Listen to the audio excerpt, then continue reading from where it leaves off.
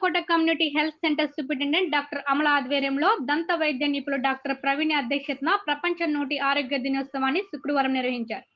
ఈ సందర్భంగా ఆమె మాట్లాడుతూ మార్చి 20వ తేదీ నుండి ఏప్రిల్ 20వ తేదీ వరకు జాతీయ నోటి ఆరోగ్య కార్యక్రమాన్ని నిర్వహిస్తున్నట్లు తెలియజేశారు.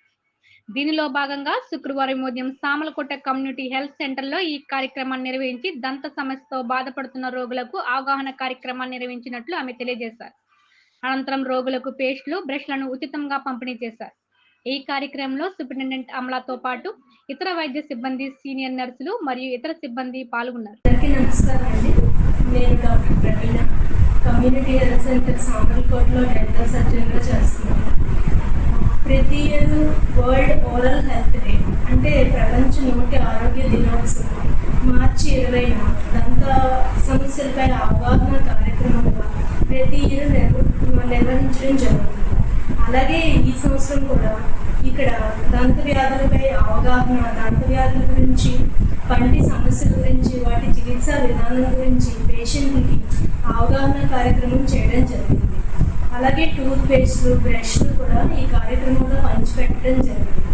వరల్డ్ హెల్త్ ఆర్గనైజేషన్ రిపోర్ట్స్ ప్రకారం డెంటల్ కేరీస్ అంటే దంత క్షయం, పన్ను పుచ్చుకోవడం అనేది మన ప్రపంచ జనాభా 8 బిలియన్లు అయితే అందులో ప్రతి సంవత్సరం 3.5 బిలియన్ మంది పన్ను నొప్పితో బాధపడుతున్నారని ఒక అధ్యయనంలో తేలింది.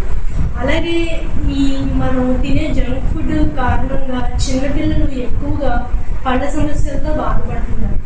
ప్రతి ఒక్కరు కూడా పన్ను నొప్పి వచ్చే వరకు వెయిట్ చేయకుండా ఎప్పుడైతే పన్ను రంగు మారుతుందో, ఏదైనా చల్లటి కానీ వేడి కానీ తిన్నప్పుడు పళ్ళు లాగుతున్నారో అప్పుడు వెంటనే దంత వైద్యుడి దగ్గరికి వచ్చి మీరు ఒకసారి పరీక్ష కనుక చేయించుకుంటే అతి తక్కువ ఖర్చుతో పన్ను తీయకుండా సిమెంట్ లాంటివి పెట్టడం జరుగుతుంది.